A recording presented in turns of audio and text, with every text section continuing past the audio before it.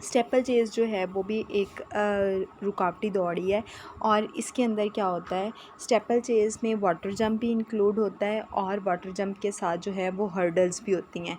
पहले हमने देखा हर्डल रेस जिसमें सिर्फ हर्डल्स होती हैं, या फिर जो है कल हमने किया क्रॉस कंट्री रेस, उसमें स्ट्रेट और मट्टी वाले, रेत वाले, फिर पानी वाले जोहड़, इस तरह के मिक्सर था। लेकिन ये जो है उसके लिए बाकायदा प्रॉपर जो है वो ट्रैक नहीं था, टेढ़े मेढ़े रास्तों से होकर आपको गुज़रना था। लेकिन वो पहले रास्ते जो है वो बता दिए जाते हैं कि इन रास्तों से गुज़रते हुए जाना है। देन स्टेपल चेज़ जो है, जैसा कि नाम से इसके पता चलता है स्टेपल, किसी एक मीनार, किसी एक टावर की बुलंदी से, तो इसको पास्ट माजी में क्या किया जाता था कि बेसिकली इसका नाम जो है ना वो घोड़ दौड़ से लिया गया था। जैसे घोड़ों की रेस होती थी कि एक पॉइंट से लेकर दूसरे पॉइंट तक, और फिर इसको अगर देखते हैं कि माजी में क्या किया जाता था, स्टार्टिंग में इंग्लैंड के अंदर जो है वो घोड़सवार जो है एक टाउन से दूसरे टाउन तक जो है वो जाते थे, स्टेपल जिसे कहते थे कि एक टाउन से स्टेपल से दूसरे टाउन के स्टेपल तक। स्टेपल बेसिकली एक टाउन का जो बुलंद तरीन मीनार, वहाँ से लेकर दूसरे तक, वो उन्होंने निशानी के तौर पर इसको इस्तेमाल करते थे।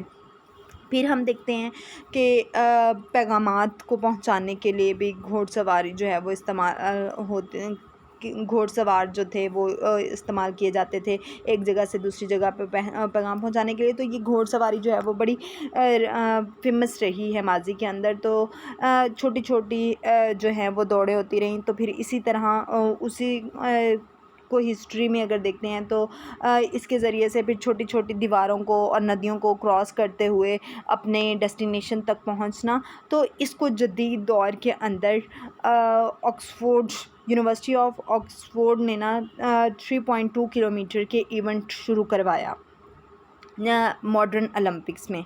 और फिर 1920 से जो है वो इसका फ़ासला जो था वो 300 मीटर कर दिया गया। पहले 1920 से पहले इसके इंक्लूड तो किया गया, लेकिन इसके जो डिस्टेंस था ना, कितना होना चाहिए, वो 3000 मीटर होना चाहिए, 2000 मीटर होना चाहिए, कभी ज़्यादा कभी कम, इस तरह से होता रहता था। लेकिन उसके बाद इसको मखसूस कर दिया गया। और अगर हम माज़ी में देखते हैं तो कीनिया जो मुल्क है ना, उसके वर्ल्ड रिकॉर्ड्स बहुत ज़्यादा रहे हैं, बहुत ज़्यादा उन्होंने इसमें पार्टिसिपेशन करते रहे हैं, और ज़्यादा रिकॉर्ड्स इन्हीं के जो है वो थे। अब इसमें होता क्या है, मैंने कहा कि 3000 मीटर की ये रेस होती है, बाकायदा तौर पर ट्रैक के ऊपर दौड़ी जाती है।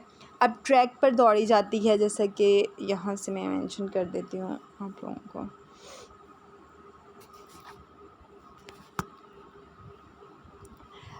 बाकायदा तौर पर 3000 की जब मीटर की रेस होती है स्टेपल चेज़, इसमें हर्डल्स जो होती हैं वो 28 होती हैं और वाटर जंप्स होते हैं वो 4 होते हैं।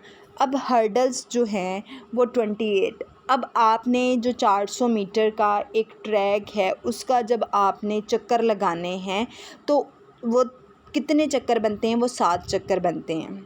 ठीक है, ज़रब दे के देख लें, 7 का पहाड़ा आता है या 4 का आता है, टेबल आता है? 4 × 7 कितना होता है? जी मैम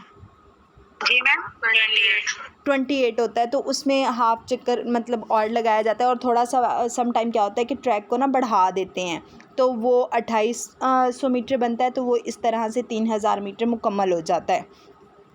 तो एक चक्कर में, ये बात इम्पॉर्टेंट है जो आप लोगों ने याद रखनी है, स्टेपल चेज़ के एक चक्कर में जो 400 मीटर का लगाया जाता है उसमें एक राउंड में, एक चक्कर में एक वाटर जंप आता है और 4 हर्डल्स आती हैं। इस तरह जब वो 7 चक्कर लगाते हैं तो 7 वाटर जंप भी पूरे हो जाते हैं और 28 हर्डल्स जो बार होती हैं उनको भी क्रॉस कर लेते हैं। क्लियर? Yes ma'am. जी मैम। और जो इसी तरह से 2000 मीटर की स्टेपल चेज़ होती है, उसमें 18 हर्डल्स होती हैं और 5 वाटर जंप्स होते हैं। ये बात याद रख लीजिएगा, ये सवाल पूछे जा सकते हैं कि कितने जो हैं वो स्टेपल चेज़ का डिस्टेंस कितना होता है।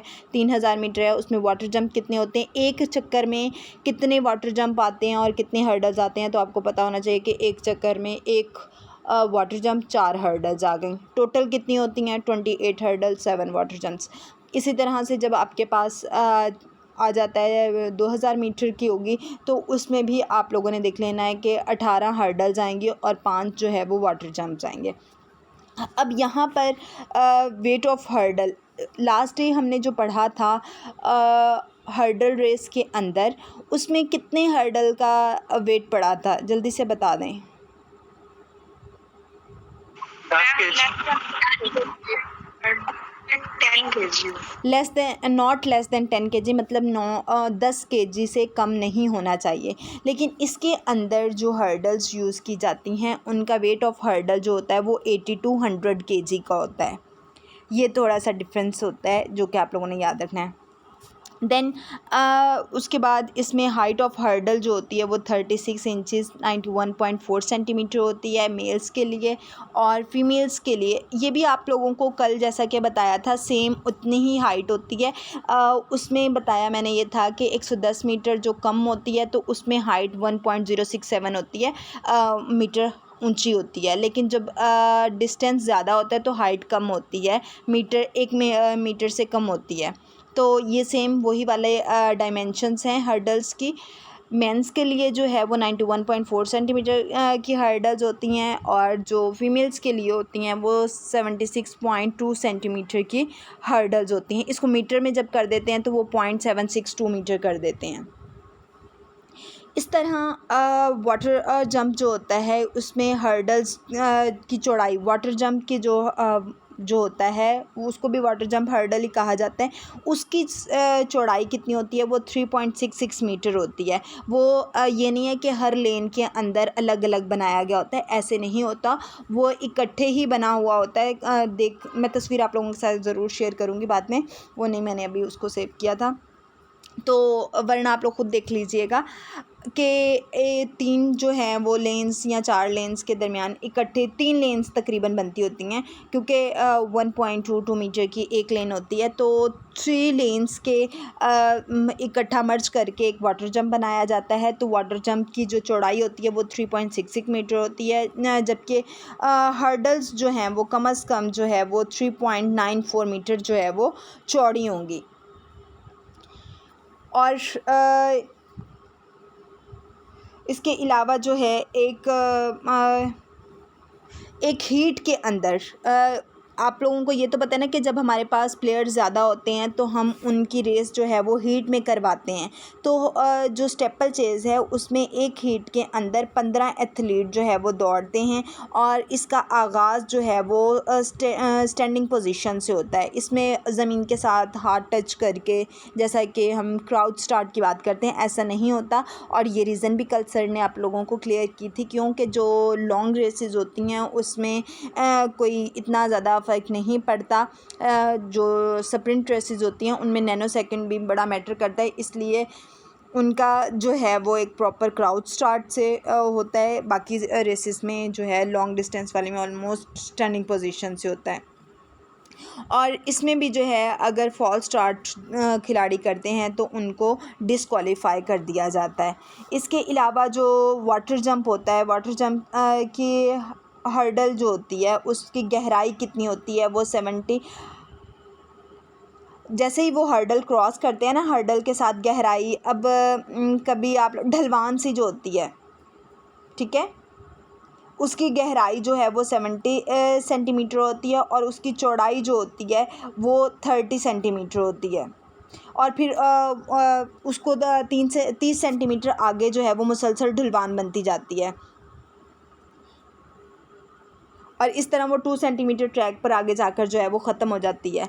ये अगर कभी आप लोगों ने वाटर खाला देखा है कभी किसी ने, जो पहले होता था मट्टी वाला, वो इस साइडों से इक्वल नहीं होता, थोड़ी सी ढलवान सी होती है, नहर जैसे हम मट्टी वाली देखते हैं। जी जी मैम, देखा है। हाँ जी, तो वो सेम इस तरह से वाटर जंप जो है वो होता है कि पहले गहराई मतलब ढलवान, फिर गहराई होती है और फिर वो ख़त्म होता है ना। और इसी तरह होती है मैम, ये वाटर जंप बनाने की रीज़न क्या होती है? ये स्टेपल चेज़ जो रेस है उसके रूल्स के अंदर उन्होंने रखा हुआ है कि वाटर जंप भी होंगे और हर्डल्स भी होंगी। तो जब एक रेस बनाई है उन्होंने, तो इस वजह से इसके अंदर जो है वो ट्रैक के अंदर वाटर जंप भी रखा जाता है। अब वाटर जंप के लिए कहीं और बनाएंगे वाटर जंप, फिर उसको क्रॉस करके आएंगे, फिर दोबारा अपनी आके रेस करेंगे।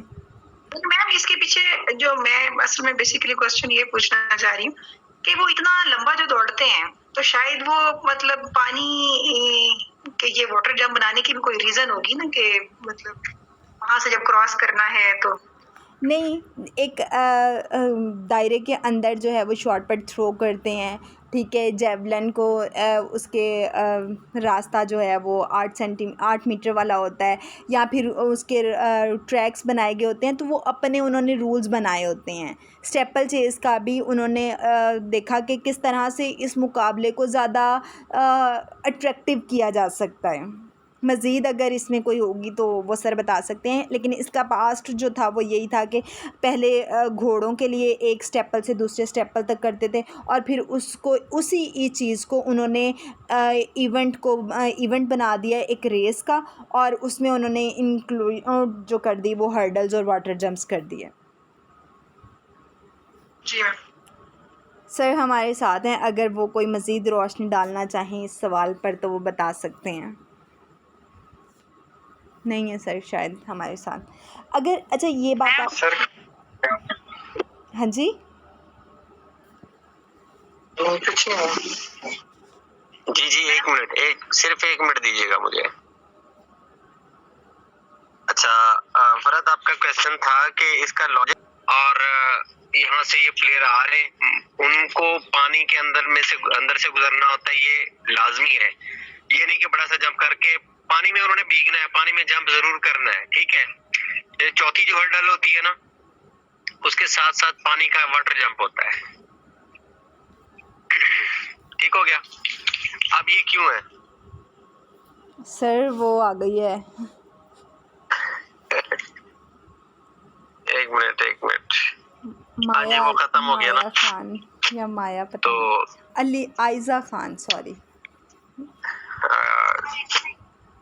जी। अच्छा, अब आपके क्वेश्चन का आंसर ये है कि रेसेस है मुख्तलिफ किस्म की। रेसेस की टाइप्स है, 100 मीटर है, 200 मीटर है, फिर 100 मीटर हर्डल है, 110 मीटर हर्डल है, ठीक है। फिर स्टीपल वो डार्क दौड़ क्या कहते हैं, रिले रेस है, हर्डल रेस, फिर क्रॉस कंट्री दौड़ है, फिर वॉक रेस है, ठीक है ना।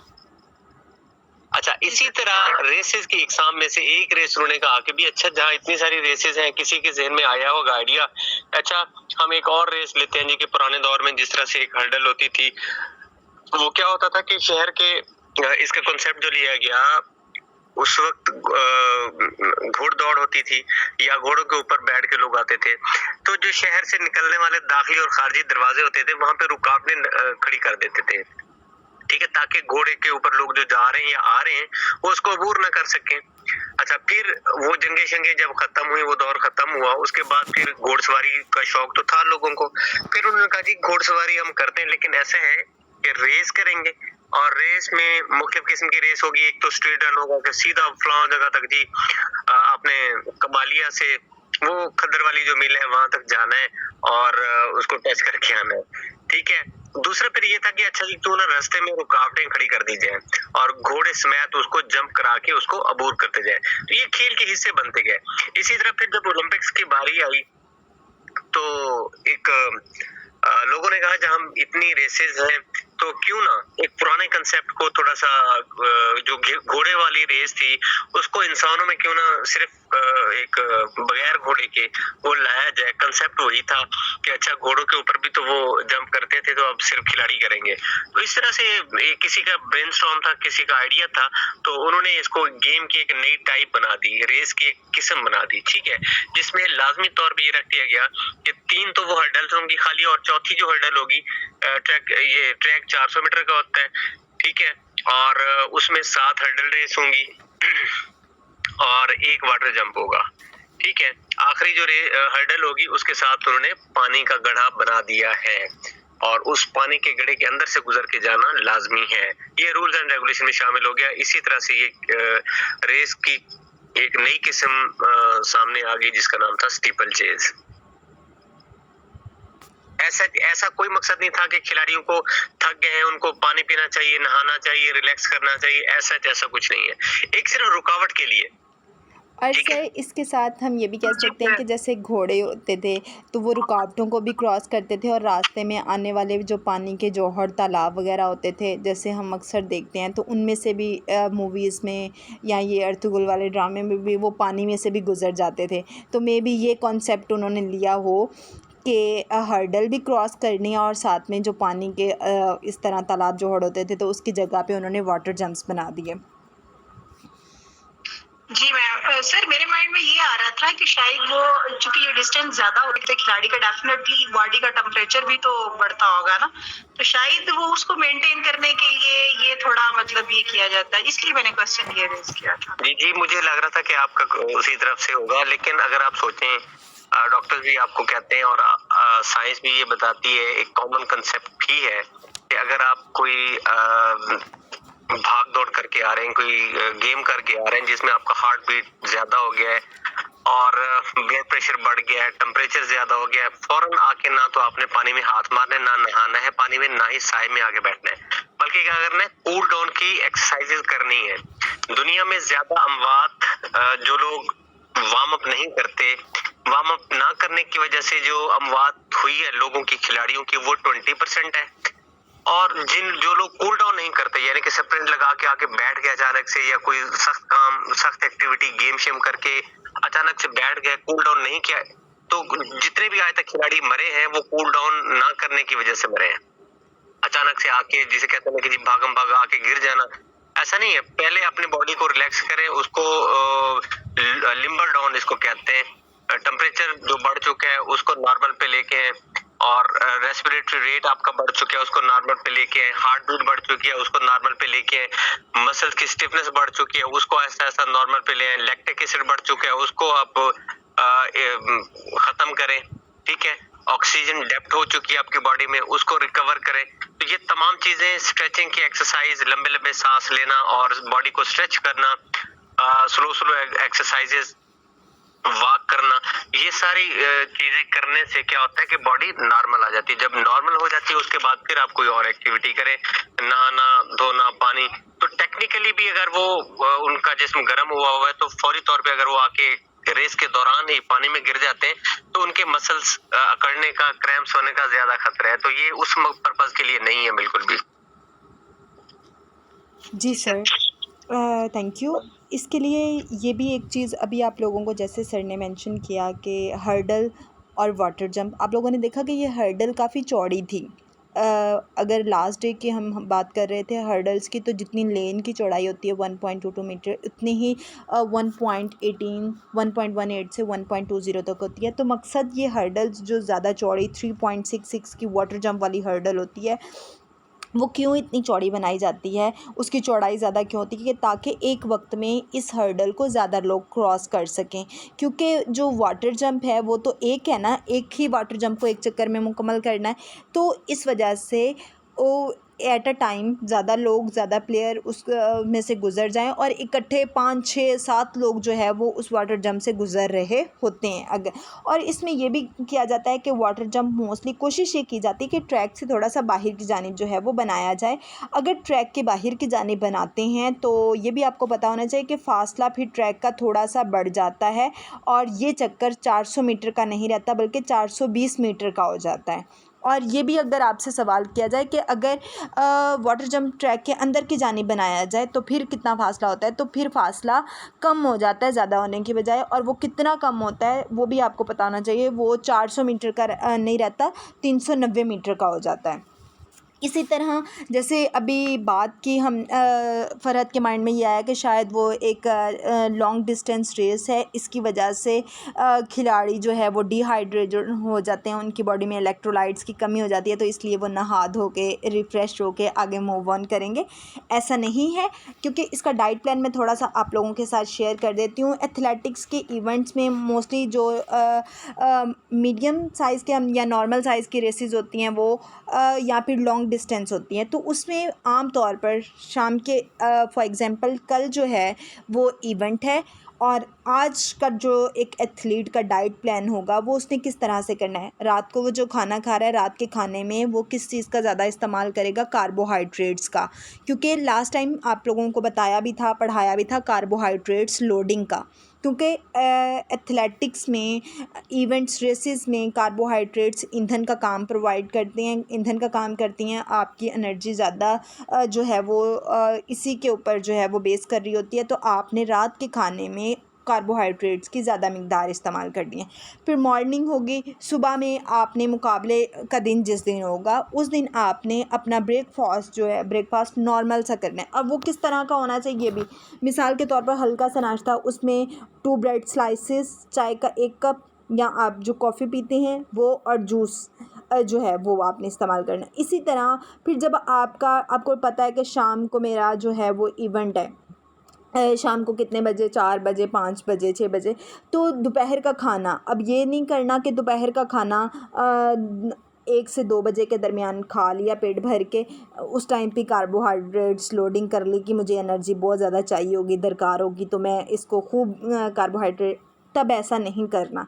ये बात आपने जो आपका लास्ट मील होगा बिफोर इवेंट, वो आपने दोपहर का खाना जैसे मुकाबले से तकरीबन 4 to 5 आवर्स बिफोर लेना है। क्लियर? जी मैम। जी मैम। ताकि आपकी जो परफॉर्मेंस है इवेंट के टाइम पर वो आपकी अच्छी हो सके। अभी यहाँ पर एक जैसा कि सर ने बात की कि 20% वार्म अप ना करने की वजह से और बाकी जो है वो डेथ्स होती हैं कूल डाउन ना करने की वजह से। तो हीट जो है इसके लिए एक टर्म यूज़ की जाती है, सिनकॉप, हीट सिनकॉप जो है वो यूज़ की जाती है। अब होता क्या है, जैसे ही हम लंबे दौरानिए के खेल या जो शिद्दत वाली एक्टिविटीज़ करते हैं तो उस दौरान हमारी बॉडी जो है वो डिहाइड्रेट हो रही है, ठीक है, और जो हमारी खून की ब्लड वेसल्स हैं उनका जो है वो फैलाव अपने अरूज पर होता है, ठीक है, क्योंकि वो तेज़ी के साथ हमारी ब्लड सर्कुलेशन हो रही होती है। और जैसे ही खिलाड़ी रेस का एंड करता है और अगर वो वार्म डाउन नहीं करता, कूल डाउन नहीं करता और यकदम जो है अचानक ही अपनी एक्टिविटी को एक इतनी तेज़ी के साथ वो भागता हुआ आ रहा था, इतना उसका ब्लड प्रेशर भी अप था, ब्लड सर्कुलेशन भी हो रही थी, उसकी बॉडी के अंदर डिहाइड्रेशन भी हो गया था और उसने एक्टिविटी को रोक दिया, ठीक है, अचानक से, तो उसकी वजह से क्या हुआ कि खून जो है, खून की नालियाँ जो कि ब्लड वेसल्स हैं जितने भी, उनमें खून जो है, खून की वो पुलिंग हो जाती है, ठीक है, और वो दबना शुरू हो जाते हैं, जिसकी वजह से जो ब्लड है ना जो आपकी बॉडी के अंदर सर्कुलेट कर रहा था वो वापस आपकी दिल की जानिब नहीं जा पाएगा। और उससे ऐसा करने से आपका ब्लड प्रेशर जो है वो क्या होता है, डाउन हो जाएगा। और नॉर्मल डाउन नहीं होगा कि जिसको कंट्रोल किया जा सके, बल्कि वो ज़्यादा ब्लड प्रेशर जो है वो आपका लो हो जाएगा, और जिसकी वजह से क्या होगा कि आपके ब्रेन को, हम यहाँ पता है ना कि अब दिमाग को भी खून चाहिए, तो दिमाग को जो आपका जाने वाला खून है वो कम हो जाएगा, ठीक है, उसकी मिक़दार काफ़ी कम हो जाएगी। ज़ाहिर सी बात है, जब आपकी खून की वेसल्स जो हैं वो सिकुड़ गई हैं और ब्लड सर्कुलेशन नॉर्मल नहीं हुई और आपके दिमाग की ब्रेन की तरफ नहीं जा रही, तो जिसकी वजह से ब्रेन को जब उसकी नॉर्मल मिक़दार में ब्लड नहीं मिलेगा तो हमें चक्कर आना शुरू हो जाएंगे, ठीक है।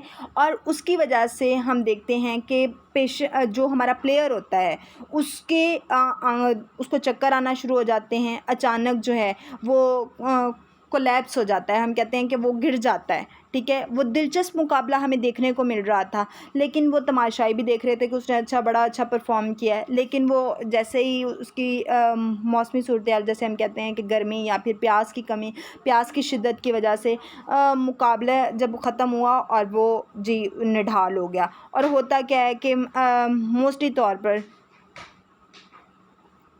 अगर ऐसी कंडीशन हो जाती है तो फिर आपसे ये सवाल किया जाएगा, अगर आपका जो प्लेयर है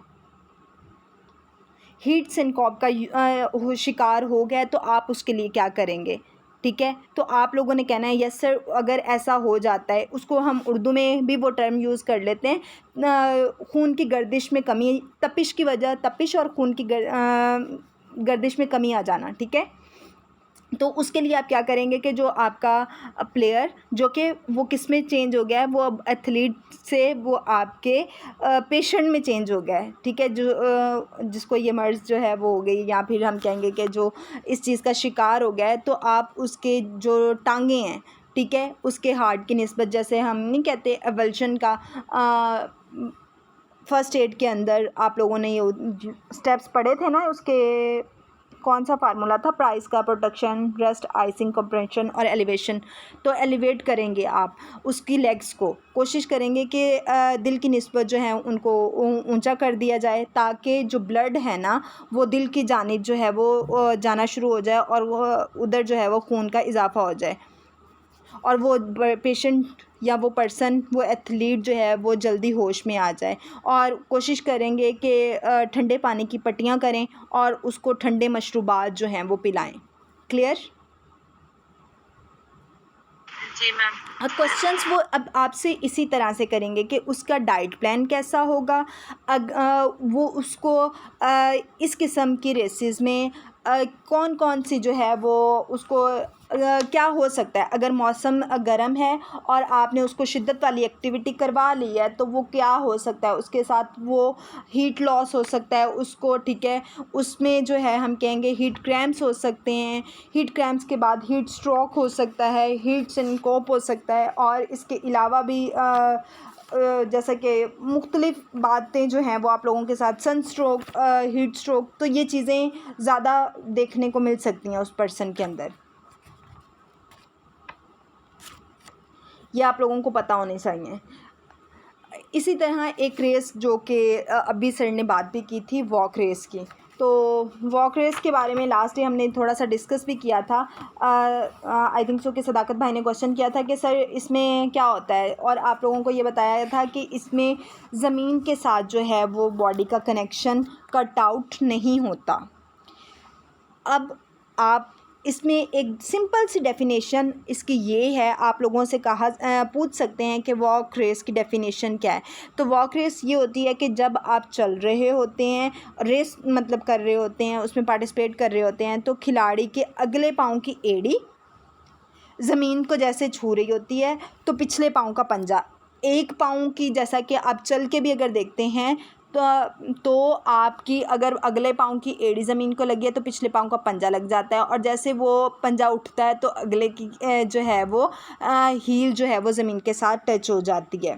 तो ये कौन, हेलो अनम, ये सुंबुल का नहीं, किसका माइक ऑन हुआ है भाई, कुछ कहना चाह रहे हैं?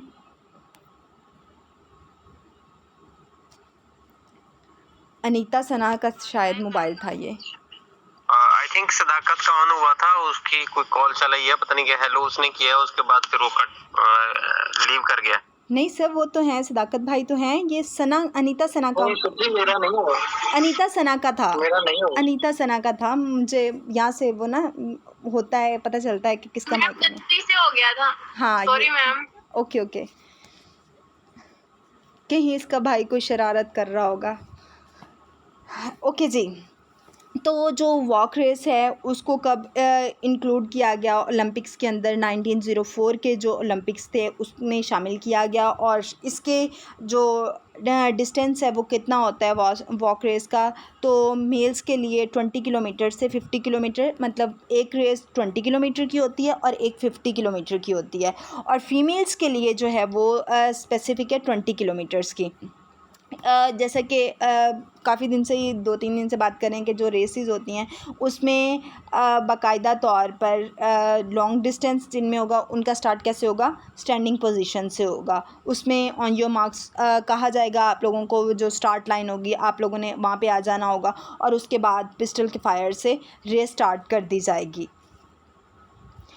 ये भी आपको पता होता है कि जैसे मैंने अभी बात की कि वहाँ जो लॉन्ग डिस्टेंस रेसेस होती हैं ना उनमें और ये भी कल बात की थी कि जिसमें इवेंट्स में जिस रेस में पार्टिसिपेंट ज़्यादा होते हैं एक टीम के, उसमें फॉल्स स्टार्ट एक अलाउ है अभी भी, ठीक है। लेकिन स्प्रिंट रेसेस के अंदर फॉल्स स्टार्ट की अब जो है वो परमिशन नहीं है। और ये भी आपको पता होना चाहिए इसके अंदर ना रेड कार्ड यूज़ होते हैं, और वो रेड कार्ड कब यूज़ किए जाते हैं, डिस्क्वालीफाई कब किया जाता है इसमें। अगर जैसा कि एक लॉन्ग डिस्टेंस रेस है तो जो ट्रैक उन्होंने बनाया होगा वो ये नहीं होगा कि 400 मीटर का ट्रैक है उसके चक्कर लगाए जाने, नहीं, बल्कि शहर से बाहर जो है वो, मिसाल दे सकती हूँ मैं आप लोगों को, खानपुर अड्डे से लेकर कह दें यूनिवर्सिटी तक जो है वो जाना है, तो ये आप लोगों का फ्यूट तक या इस्लामिया तक, यहाँ तक आप लोगों ने जाना है और आप लोगों का डिस्टेंस जो होगा मुकम्मल होगा। और उस दौरान आपने चलते हुए जाना है। आपका जब आप चल रहे होगे तो आपका अर्थ से कनेक्शन जो है वो कट आउट नहीं होना चाहिए। उसकी आप लोगों को बताया था कि आपके घुटने जो हैं वो बेंड नहीं होते। अब किसी ने चालाकी की, देखा कि कोई ऑफिशियल मौजूद नहीं है और जी मैं ज़रा स्पीड लगाऊं, थोड़ा सा भाग के ना वो अपना डिस्टेंस कवर कर लूं। अगर ऐसी कोई हरकत करता है तो एक गलती हो गई उसकी, ठीक है। उसको जो जजेस होते हैं वो कैमरे भी लगे हुए होते हैं, वो गाड़ियों के साथ जो है वो चल भी रहे होते हैं, गाड़ियों के अंदर मौजूद भी होते हैं और वो जगह जगह पर खड़े भी होते हैं। तो इस तरह वो आगे चल के दोबारा और फिर जो है वो तीसरी दफ़ा करता है तो 3 अगर जो है खिलाड़ी को 3 मुख्तलिफ जजेस, और अगर फ़र्स्ट टाइम करता है उसको रेड कार्ड दिखा दिया जाता है। रेड कार्ड जो है वो उसको डेडिकेट कर दिया जाता है, दिस इज़ फॉर यू। फिर उसके बाद अगर दूसरी दफ़ा गलती करता है देन रेड कार्ड दिखा दिया जाता है, और जब तीसरी दफ़ा कोई जज उसको रेड कार्ड दिखा दे तो उसको मुकाबले से डिस्क्वालीफाई कर दिया जाता है। और ये भी आपको पता होना चाहिए, हाँ जी, तो उस एथलीट को कैसे पता चलता है कि मुझे रेड कार्ड दिखा दिया गया है? तो वो तो दौड़ा होता है, तो वो मतलब नाम उसका ले क्या सकते तरीका हैं। कभी आपने ये नहीं देखा कि साथ में उन्होंने स्पीकर्स जो हैं वो रखे हुए होते हैं, बाकायदा प्रॉपर जब इंतज़ाम किए जाते हैं तो उन्होंने पूरा एक इंतज़ाम किया होता है इसके लिए। अच्छा, अनाउंसमेंट करते होंगे अनाउंसमेंट, ये नंबर वाला एग्जैक्टली, गाड़ी। हाँ जी, एग्जैक्टली अनाउंसमेंट करते होंगे। और वो जो कर रहा होता है क्या एंकी फेंकी करो, आपको नहीं पता होता कि मैं जो है वो मुड़ के फ़लाँ का जो है वो देख रहा हूँ, तो आपको नहीं पता चलेगा जब आपको मना करेंगे नहीं करो भाई। जी पता चल जाता है। ये इंडिविजुअल रेस होगी या टीम रेस होगी? 50 किलोमीटर एक ही पर्सन भागता रहेगा? हाँ जी, एक ही किलोमीटर वो एक ही पर्सन भागता है। ये डॉग रेस नहीं है, ये रिले रेस नहीं है कि मैंने आके आधे को आधा भागी दूसरा मेरा साथी भागेगा, ऐसा नहीं है। जो पर्सन स्टार्ट लेता है वो एंड भी करता है। एक टीम के ज़्यादा पर्सन होते हैं, जैसा कि हमने कहा कि एक टीम के 4 खिलाड़ी जो है वो इसमें पार्टिसिपेट कर सकते हैं। जैसे पाकिस्तान है, पाकिस्तान की तरफ से 3 से 4 कर सकते हैं, ठीक है। वो और उसके अलावा रशिया है तो रशिया के, इंडिया है तो इंडिया के इतने कर सकते हैं।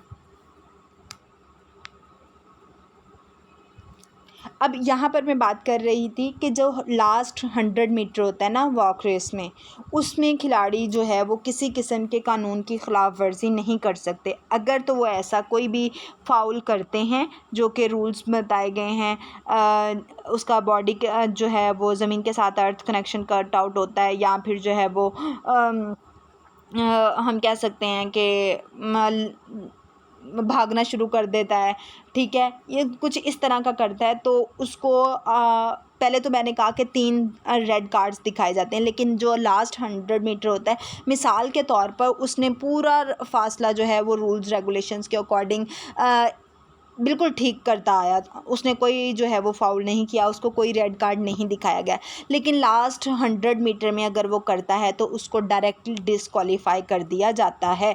तो जो आखिरी 100 मीटर होता है वॉक रेस में, उसमें खिलाड़ी जो है वो किसी किस्म की कानून की खिलाफ वर्जी करे तो उसको कौन डिस्क्वालीफाई करता है ये भी आपको पता होना चाहिए। जो चीफ जज होता है वो उसको डिस्क्वालीफाई कर दे जाता है, ठीक है।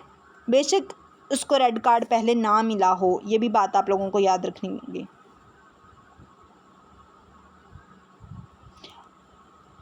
बात समझ आ गई है? लास्ट 100 मीटर में मैम देगा ना? हाँ जी, हाँ जी। अगर वो फाउल करता है, बेशक उसको रेड कार्ड पहले नहीं दिखाया गया और वो उसने लास्ट 100 में फाउल किया तो उसको डिस्क्वालीफाई कर दिया जाएगा। क्लियर? जी मैम। अब इसमें ये भी है कि ये रेस है ये कब करवाई जाती है, तो जब दिन की रोशनी मतलब सुबह का आगाज़ हो जाता है और तुलुए आफ़ताब से पहले पहले ये रेस मुकम्मल करवा ली जाती है। और इसमें ये भी पता होना चाहिए कि मेडिकल डेलीगेट होती है जो कि आप लोगों को बताया था मेडिकली तौर पर चेक करती है। अगर किसी खिलाड़ी को मेडिकल डेलीगेट जो है वो वॉक रेस करने से मना कर दे तो वो पार्टिसिपेट नहीं कर पाएगा। और इसमें कितने डिस्टेंस पर जो वाटर स्टॉल्स होते हैं, ठीक है, वाटर स्टेशंस होते हैं, वो 10 किलोमीटर के फ़ासले या हर 10 किलोमीटर के फ़ासले पर जो है वो वॉक रेस में वाटर स्टॉल्स जो हैं वो रखे गए होते हैं, लगाए गए होते हैं ताकि खिलाड़ी जो है वो लॉन्ग डिस्टेंस रेस है तो उसमें अपना, ये भी कल बात बताई थी कि उसमें कोई एथलीट के साथ दौड़ कर उसको रिफ़्रेशमेंट प्रोवाइड नहीं करेगा, वो ख़ुद अपने स्टॉल से जो है वो लेगा, चलते हुए अपना बोतल पकड़ेगा और चलता जाएगा। मैम आपने कहा कि तुलुए आफ्ताब से पहले ये रेस कंप्लीट करवा दी जाती है, तो क्या फिर शाम में दौड़ते हैं ये? मैंने कहा ग़ुरूब आफ़ताब, तुलुए आफ़ताब के बाद और ग़ुरूब आफ़ताब से पहले, ऐसे नहीं कहा मैंने? नहीं मैम, वो आपने कह दिया था कि वो तुलुए आफ्ताब से पहले कंप्लीट करवाई जाती है। नहीं मैम ने ऐसे ही कहा है, आपको शायद समझ नहीं आई मैम। इसमें जब वो दौड़ रहे होते हैं खिलाड़ी तो तब वो जो वाटर मतलब उन्हें वाटर बॉटल्स वगैरह मिलती हैं या मशरूबात जो भी, हाँ, जो पानी मिलता है ना वो अपने ऊपर भी गिरा रहे होते हैं मोस्टली। हाँ, गिरा रहे होते हैं क्योंकि उन्हें गर्मी लग रही होती है, बॉडी भी डिहाइड्रेट हो रही है। कोई खुद ही, हम किचन में काम कर रहे होते हैं, मैं तो 10 दफ़ा हाथ मुँह धो आती हूँ काम करते करते कि वो बंदे को उलझन होना शुरू हो जाती है। तो वो जी एक मैम। लॉन्ग डिस्टेंस रेस कर रहे हैं तो वो अपने आप को, अपनी बॉडी को जो है वो शावर कर लेते हैं उसके ऊपर ताकि वो ठंडा फील हो उन्हें। तो मेरा क्वेश्चन जो था ना बेसिकली, जो मैंने पहले भी किया था स्टेपल चीज में, वो भी यही था कि जो वो वाटर जंप बनाए जाते हैं, क्या मुझे लगा कि शायद नहीं, मतलब वो इस मकसद के लिए होते हैं? वो उसका मकसद ये नहीं था जो कि मैंने आपको पहले जी भी मैम, और वो मुझे सर ने, समझ आ गई हाँ है जी। जी। और अकॉर्डिंग टू जो है international association of athletic federation, जैसा कि सर ने उसका नेम बताया था चेंज हो गया, तो उसके अकॉर्डिंग ही इसके जो रूल्स रेगुलेशंस और सड़क कैसी होनी चाहिए, फासला कैसा होना चाहिए, तो जो टेक्निकल ऑफिशियल्स होते हैं वो डिसाइड करते हैं। और जो मुकाबले का लिए ट्रैक बनाया जाता है, जो भी आपका स्टेडियम है, ठीक है, कोशिश की जाती है कि उसके करीब तरीन ही रखा जाए। ये नहीं है कि बिल्कुल ही शहरी आबादी से किसी वीराने में ले गए हैं, ऐसा नहीं किया जाता। तो होपफुली ये आपको समझ आ गई होगी। डाइट प्लान यहाँ पर आप जो पहले मैंने बताया है वो लॉन्ग डिस्टेंस रेस का था, वो यहाँ पर यूज़ कर सकते हैं। कार्बोहाइड्रेट लोडिंग का कर सकते हैं, ब्रेकफास्ट कैसा होना चाहिए, ठीक है, मुकाबले से 5-6 घंटे पहले अपने खाना खा लेना है, जो आपका लंच या मील होगा जिस टाइम आपके इवेंट होना है उससे तकरीबन 4 to 5 आवर्स ले लेना है, ठीक है। पानी के अपने आप को रखना है, जैसे आपके बाद में आपने कूल डाउन भी करना है, कूल डाउन के बाद आपने इलेक्ट्रोलाइट्स, जूसेस, पानी ज़्यादा मिक़दार में इस्तेमाल करना है क्योंकि आपके पसीने की सूरत में अच्छी खासी मिक़दार जो है वो बॉडी से निकल जाती है। तो इसी तरह कुछ जो है वो काफ़ी ही, जब से हमने स्टार्ट किया हम पेंटाथलॉन, डेकाथलॉन, हेप्टाथलॉन की बात करते रहे हैं, लेकिन इसमें एक इवेंट ये भी होता है 1 और डेकाथलॉन। और डेका वैसे तो आप लोगों को पता है ना कि जिसमें 10 इवेंट्स होते हैं, लेकिन 1 आवर डेकाथलॉन में ये एक ख़ास इवेंट है जिसमें किसी भी एथलीट को तमाम इवेंट्स 1 घंटे के अंदर अंदर ख़त्म करने होते हैं, ठीक है। इसको 1 आवर डेकाथलॉन कहा जाता है। और टेट्रा डेकाथलॉन क्या होता है, ये डेकाथलॉन की फैमिली से ताल्लुक़ रखता है, मतलब इवेंट से, लेकिन इसमें कुल इवेंट्स जो हैं वो 14 होते हैं। हेप्टाथलॉन आप लोगों को बताया हुआ है, करवाया भी हुआ है कि जो हेप्टाथलॉन है उसमें 7 इवेंट्स होते हैं और पेंटा में 5 होते हैं। तो ये चीज़ें छोटे छोटे क्वेश्चंस हैं, ये आप लोगों को पता होने चाहिए। इवन कि आप लोगों को बताया भी था कि प्रीवियस कदीम ओलंपिक्स में पेंटाथलॉन के कौन से 5 इवेंट होते थे, वो भी आपको बताया था सर ने। अर्तुगरुल गाजी का आके शूटिंग की, फिर तैराकी की, शमशीर ज़नी की, घोड़ा सवारी की, तो और फिर मॉडर्न जो है वो पेंटाथलॉन के इवेंट्स कौन से हैं, ये भी आपको पता होने चाहिए। पेंटाथलॉन के इवेंट्स 2000 में जो है वो मॉडर्न ओलंपिक्स में शामिल किए गए थे। तो ये सारी चीज़ें, इस तरह के क्वेश्चंस लाजमी अपने आप को सेल्फ प्रिपेयर करें। Clear? I have a question. जी पूछें। ये 1 आवर जो डेकाथलॉन आपने कहा है और एक पेंटाथलॉन और हेप्टाथलॉन, ये तमाम 1 आवर ही होंगे? नो, इनका ड्यूरेशन? नहीं भाई, नहीं, क्या हो गया है? अब इसमें मिसाल के तौर पर डेकाथलॉन है, तो डेकाथलॉन में जो है वो ये 1 आवर नहीं है, ये सिंपल डेकाथलॉन है, ठीक है। इसमें 2 दिन के ऊपर होते हैं। पहले दिन में जैसा कि वो सर ने आप लोगों को लिखवाया होगा, 10 लगाए जो है वो 4 में, और 100 लगाए 4 में। हाँ वो भाले 15 होती है, फिर लॉन्ग जंप होता है, फिर शॉर्ट पुट होती है। हाँ मेरी बात सुन लो अब, कि जो फर्स्ट डे होता है ना उसमें 100 मीटर, ठीक है, लॉन्ग जंप, शॉर्ट पुट और हाई जंप और 400 मीटर, ये डेका का फर्स्ट डे होता है। और कंबाइन इवेंट्स हैं ना ये। और जो सेकंड डे होता है उसमें 110, then discus throw, pole vault और जेवलिन, और लास्ट इवेंट जो होता है वो 1500 मीटर रेस होता है। तो ये 2 डेज़ पर होता है। जो मैंने 1 आवर डेका की बात की कि वो 1 ही घंटे के अंदर छोटे छोटे इवेंट्स होते हैं, वो मुकम्मल करने होते हैं। मैं कोई से 10 इवेंट्स रख देती हूँ मिसाल के तौर पर। आपने 100 मीटर रेस लगानी है, उसके बाद आपने जो है वो लॉन्ग जंप लगाना है। लॉन्ग जंप लगाते ही आपने फिर 10 मीटर 60 यार्ड्स की रेस लगाई। उसके बाद आपने कह दिया ट्रिपल जंप लगाया। ट्रिपल जंप के बाद कुछ इस तरह के इवेंट्स छोटे छोटे रख के मैंने 10 कैटेगरी मुकम्मल कर दी। मैम ये इवेंट खुद से रखे जाते हैं उसी टाइम के, ये भी पहले से सोचे हुए होते हैं? भाई इसमें 1 आवर जो डेकाथलॉन है ना, इसमें होता क्या है, इसमें 1500 मीटर जो है वो उससे दौड़ से ये स्टार्ट करवाते हैं, ठीक है। जी मैम। और 1 आवर डेकाथलॉन में तो उसके लिए तो 60 मिनट्स जो हैं वो दरकार होते हैं। तो उसमें वो इवेंट्स चेंज कर लेते हैं। मज़ीद सर बता सकते हैं इसमें। सर ने माइक ऑन कर लिया है। जी सर।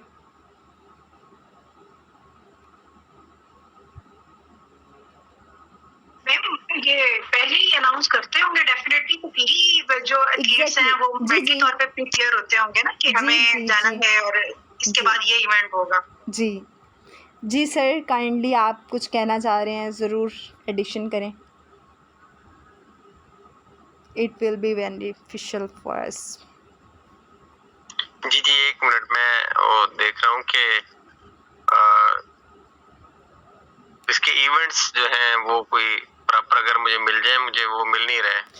सर उसमें मुझे जहाँ तक ये है कि 1 घंटा ही होता है, और 1 घंटे के अंदर जैसे कि अगर 1500 मीटर रेस है तो उसको तो कितना टाइम, ज़्यादा टाइम लग जाता है। तो वो ख़ुद जो है वो इवेंट्स जो हैं वो डिसाइड कर लेते हैं अकॉर्डिंग टू IAF के